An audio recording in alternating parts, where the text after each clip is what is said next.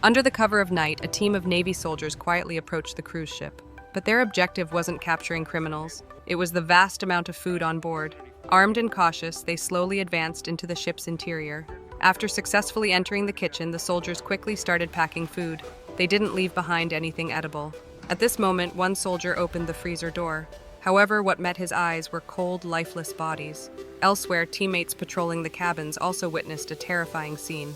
Every passenger aboard had succumbed to illness and died. Looking at their tragic state, the soldiers finally felt a genuine fear of the plague. Just then, a soldier unfortunately slipped down from the staircase. In the fall, his protective helmet came off. His teammates urgently told him to put it back on immediately.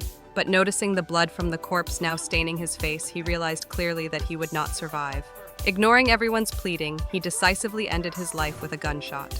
Afterwards, the crew returned to their own ship to hold a burial at sea ceremony for him. Once the ceremony concluded, Dr. Leilei sought out Captain Chandler. She informed him of an important discovery. A new variant of the virus had been found in the blood samples from the ship's victims. One segment of this virus's genetic code was highly unusual. It appeared to have been artificially injected. This was likely one reason for the virus's accelerated spread. It seemed that someone had intentionally used this virus as a biological weapon.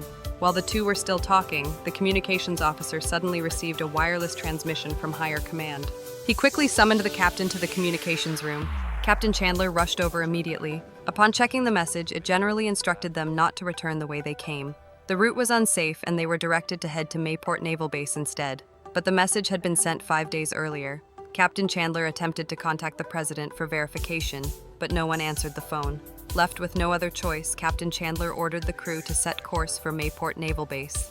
After some time, the ship finally approached the land. But Chandler didn't act rashly. Instead, he sent a helicopter first to survey the situation. The crew discovered that the area which previously housed tens of thousands of soldiers was now completely deserted. After analyzing the terrain, Chandler decided to split into 3 groups. He led one group to secure the food warehouse. The other 2 groups headed to collect fuel and medical supplies respectively. Then the team set off in speedboats towards the shore. The journey went remarkably smoothly at first. Only Captain Chandler encountered something unusual on the road to the warehouse.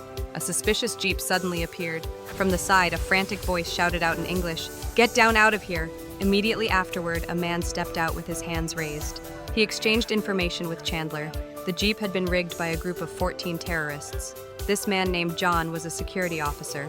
According to his assessment, the terrorists were most likely guarding the warehouse. A direct conflict was inevitable. Under John's guidance, the team infiltrated the warehouse. As expected, shortly after entering, they came under attack from the terrorists. But protected by their protagonist's halo, they quickly eliminated the criminals.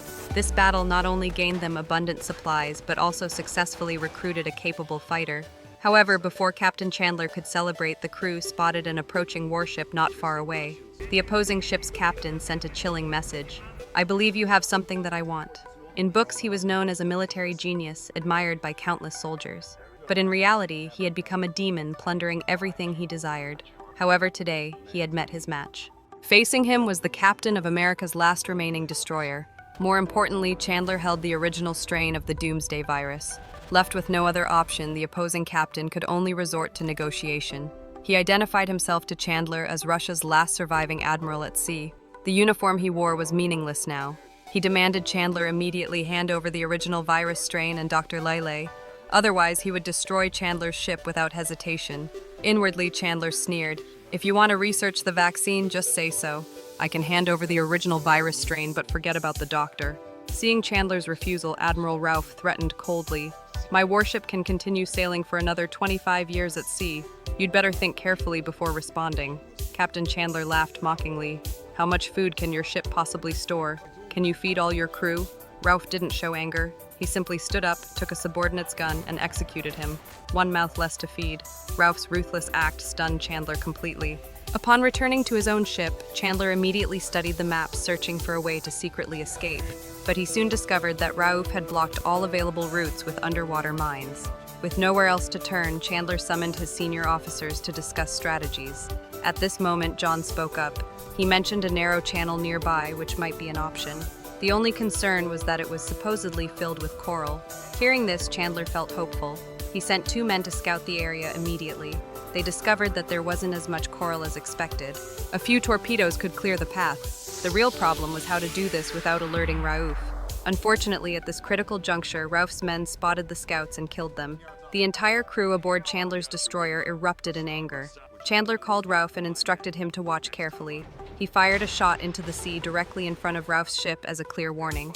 Chandler reminded Rauf that his destroyer's capabilities were no less powerful than Rauf's own warship. Following a tense negotiation, Rauf agreed to withdraw his vessel 3 kilometers. But Chandler had to hand over Dr. Leilei within 24 hours or face immediate attack. Of course, Chandler had no intention of waiting helplessly. Under the cover of complete darkness, he used the stealth advantages of his ship. He cleverly simulated radar signals with aluminum foil to confuse the enemy. He also loaded explosives onto a speedboat and sent it towards Rauf's warship. Although the explosion didn't cause significant damage, it still cost Rauf 12 soldiers. At precisely that moment, Chandler launched torpedoes, destroying the coral blocking the channel. Chandler's ship successfully escaped the area. Rauf's subordinates asked whether they should open fire. Looking at the unmoving dot on his radar, the experienced Rauf knew Chandler had already slipped away. Yet escaping Rauf's grasp didn't solve Chandler's problems. Although they had ample food supplies, a new crisis quickly emerged. Due to a recent fire, the ship's seawater filtration system had been destroyed. Now they faced a severe shortage of fresh water. To make matters worse, 2 of the ship's 3 power generators had been damaged by the fire. Facing a dire situation, they decided to head towards the nearest island to carry out repairs. However, due to the lack of water cooling, the ship's engine needed 5 hours of rest after every hour of operation. Even reaching the closest island would take them 6 days, but their remaining fresh water could last only 4. If they failed to arrive in 6 days, over 200 people aboard would perish. The crew began rationing water strictly. They distilled juice from canned foods and beer into drinkable water. But amidst their hardship, Dr. Leilei delivered a piece of good news to Captain Chandler. She had successfully developed a prototype vaccine for the virus. Now all she needed were monkeys to conduct final testing. As they happily discussed future plans, a technician urgently called them over. Due to overheating, the ship's last remaining power generator had short-circuited.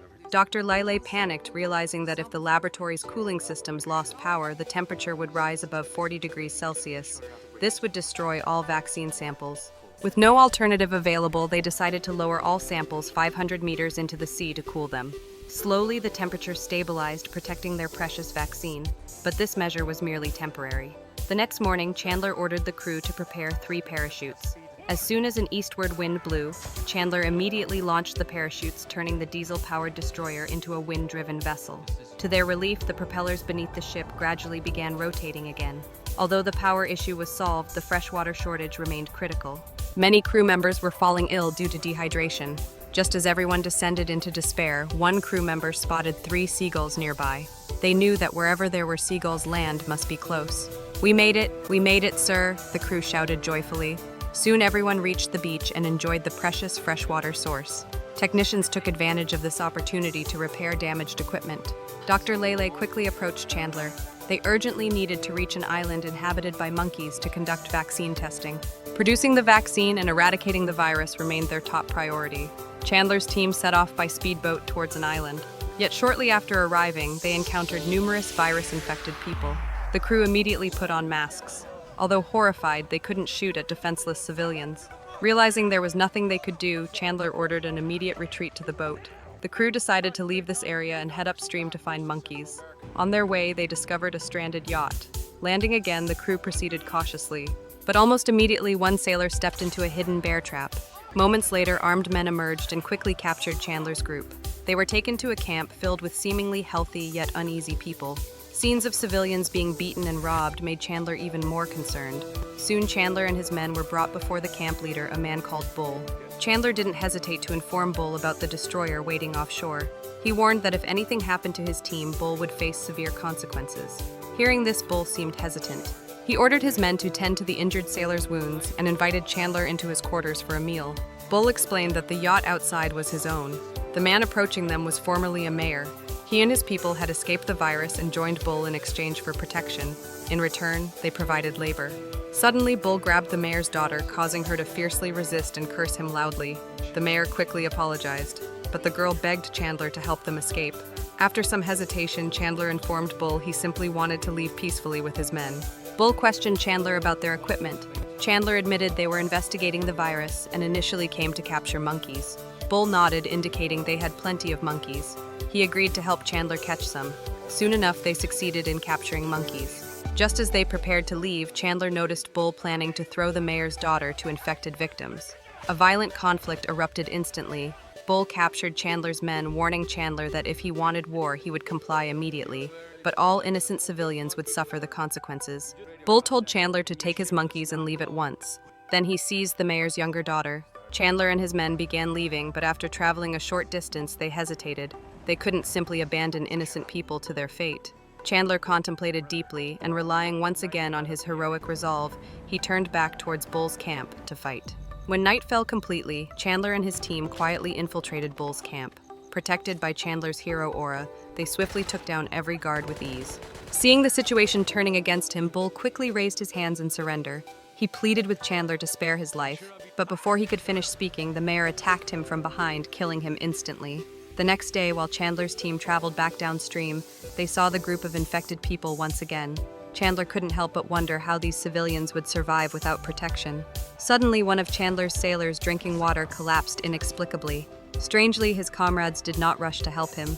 Instead, their faces filled with panic. Captain Chandler hurried to the scene immediately. The sailor was feverish and coughing blood. A military doctor wearing a protective suit entered the room. Dr. Leilei scolded the doctor harshly, warning that his appearance would trigger panic among the crew. She insisted that if the sailor was truly infected, nothing could save him anyway. But the military doctor ignored her protest, quickly drawing blood from the sailor and taking it to the lab for testing. As soon as the doctor left, an argument erupted among the crew. Some sailors demanded the ship be immediately sealed off, fearing the virus had spread on board. Leilei tried to reassure them, explaining she had conducted virus tests on everyone just 2 days earlier. She insisted it was impossible anyone was infected, and the sailor was probably suffering from a common cold. Chandler considered this carefully, then called the control room, ordering the ship to be sealed. Until the doctor's tests were complete, no one was allowed to leave their posts. The crew quickly obeyed, securing the ship and implementing strict protective measures. However, these actions inevitably increased panic among the sailors.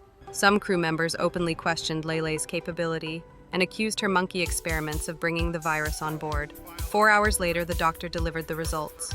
To everyone's relief, the sailor was not infected. He had contracted dengue fever from an insect bite. Although the immediate threat passed, panic still lingered on board. A senior officer informed Chandler that 16 sailors were requesting permission to leave the ship. Their official term of service had expired, so technically they were no longer part of the Navy. Preventing them from leaving could be viewed as illegal detention. Chandler faced a difficult decision.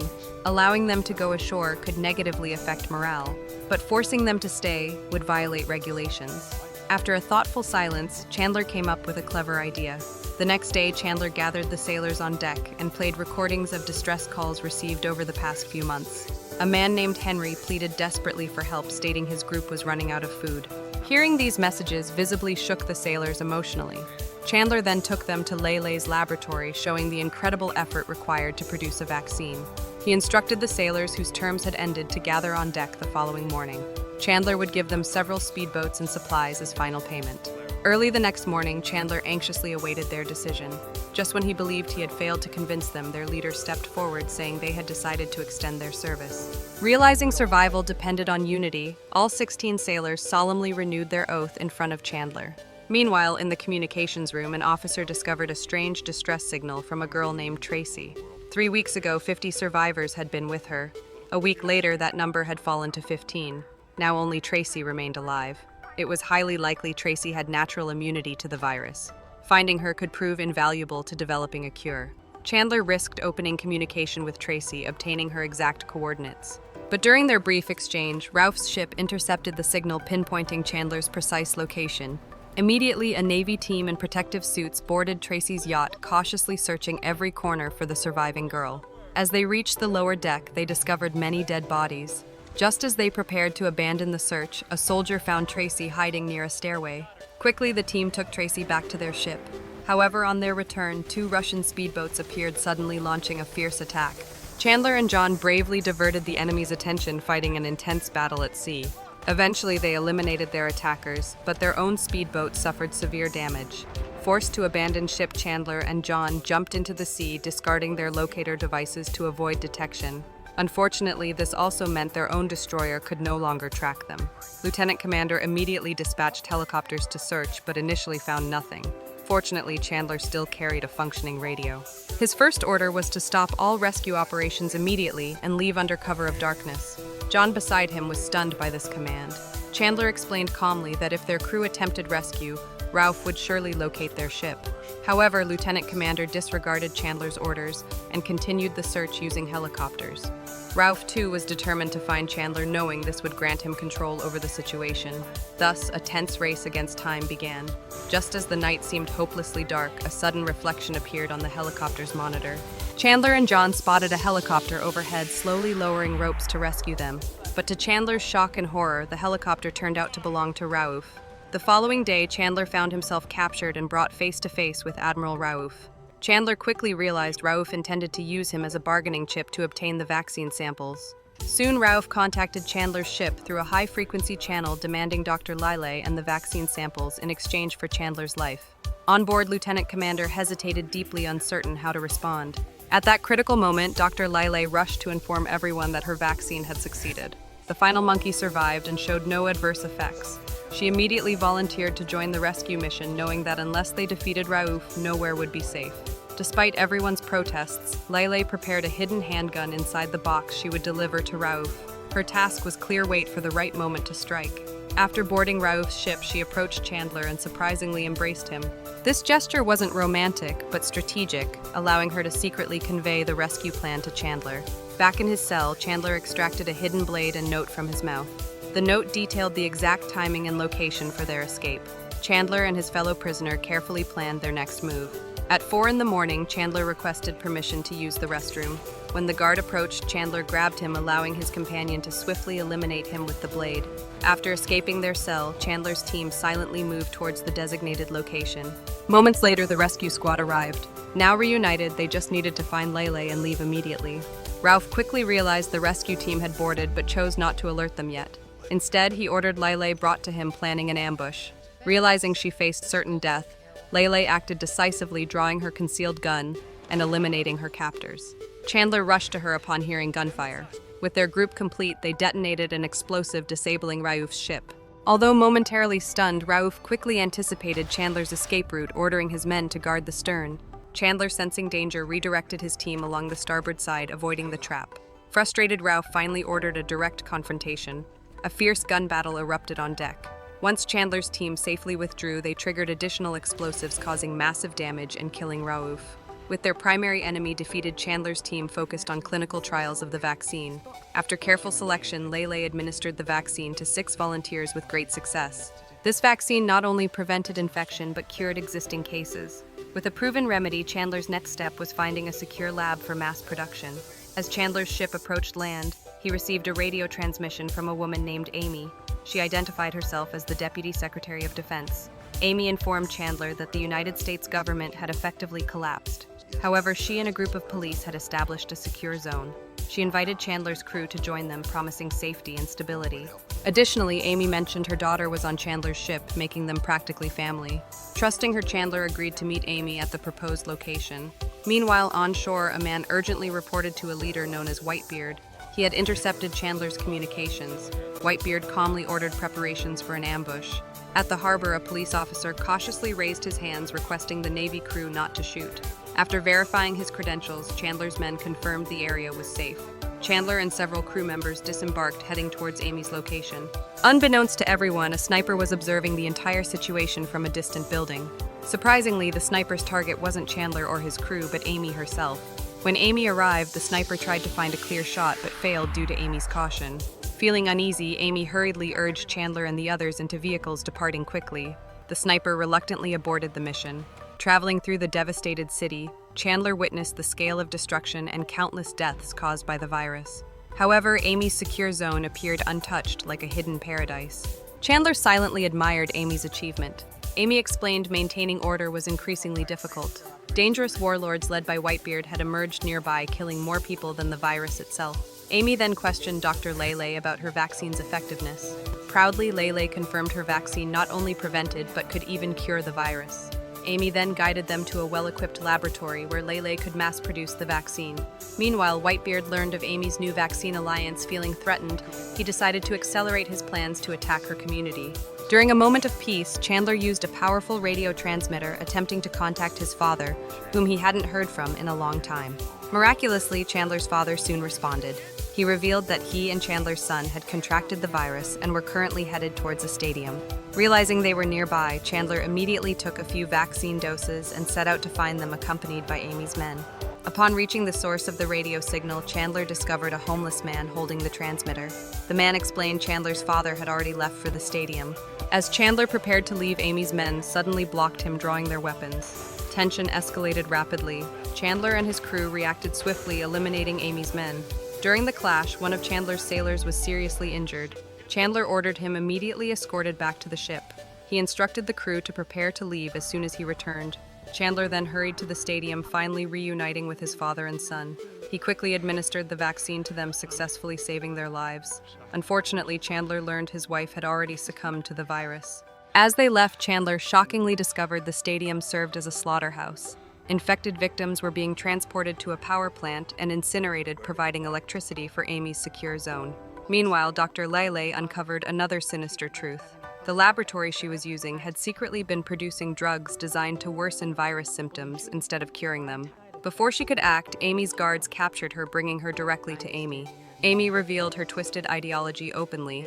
She believed the world required only elite humans, while the rest were expendable threats to societal order. To Amy, the virus represented the perfect solution to removing unwanted populations. Leilei angrily declared Chandler would stop Amy, but Amy coldly replied, "Let me worry about the captain." At that moment, on board Chandler's ship, all crew members had been forced onto the deck by Amy's armed men. Completely unaware of this, Chandler desperately called out over the radio, "Nathan James, come in. Do you read me, Nathan James? This is the captain. Do you read me, Nathan James? Where are you?"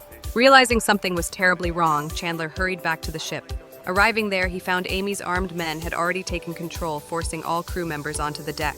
Chandler swiftly coordinated a daring counterattack with his loyal officers, quickly regaining control and capturing Amy's soldiers. With his crew freed, Chandler immediately went to rescue Leilei, who remained trapped inside Amy's facility. Inside the laboratory, Leilei fiercely resisted her captors, cleverly managing to escape confinement.